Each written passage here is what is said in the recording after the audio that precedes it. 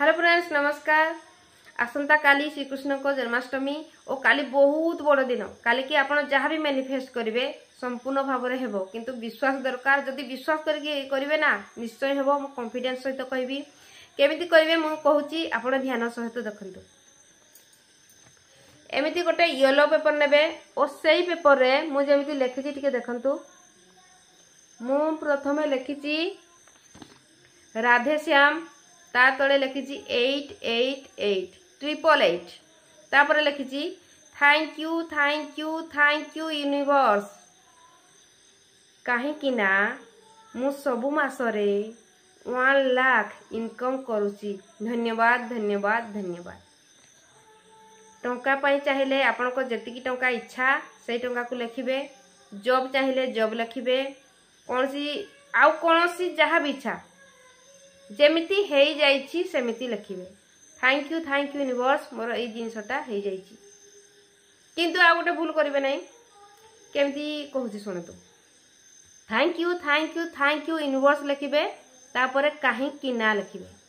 कारण thank you काहे कि कहउचंती यूनिवर्स को से पचारि थांती, जदि बिना कारण काहे कि कहिबे एमिति। थैंक यू यूनिवर्स, काहे कि ना मु सबु मासरे 1 लाख टका इनकम करची, सेतिपाई धन्यवाद धन्यवाद धन्यवाद एमिति लिखिबे। एमिति गोल्स लिखिले बहुत शीघ्र पूरा हे थाए और सेठी मैनिफेस्ट हे जाई थाए। मोर बहुत एमिति हे जाईची, सेतिपाई मु जेमिति अप्लाई करे मु सेमिति कहली।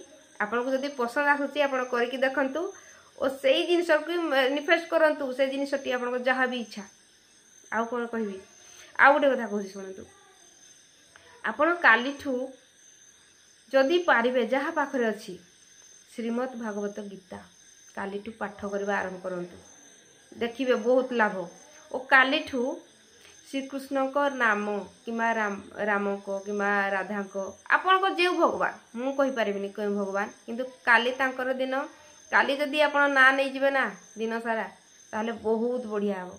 आपन को लाइफ में मिराकल्स ही मिराकल्स हो। और आपन कालीठू गोटे एमिति मन को बांधी नियंतु। कालीठू मु गोटे ना नेबी, कौन ना कौन नाम गोटे नियंतु। देखिए से नाम रे केते शक्ति केते पावर आपन को टाणी आनिबो।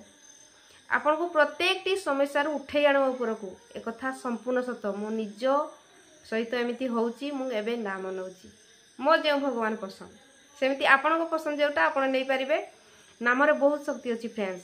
ओ आपन को जहाँ भी आज जाए असुविधा होउची ना, जेबेठू आपन नाम नेबे से नाम आपन को प्रत्येक टी कर्मर फल को मध्य काटी दे थाए। जहाँ असुविधा थाए असुविधा बहुत घुंची जाई थाए। एक कथा संपूर्ण सत। और जदि आपण असुविधा रे पड़ंती सेही असुविधाटा सुविधा हो जाई थाए। से नाम रे एतिकी शक्ति अछि। मु कॉन्फिडेंस सहित कहबी, कारण मु आज को मासे हबो बेसी नै गोटे मास हबो मु नाम नउची और सेही गोटे मास रे मु तार इंप्रूव देखि सारिछि। सेति पय मु कहूची आपण भी नाम नियंतु भगवान करो, बहुत लाभ बहुत लाभ। जदि वीडियोटी पसंद आसिला लाइक शेयर कमेंट सब्सक्राइब रहिली। नमस्कार।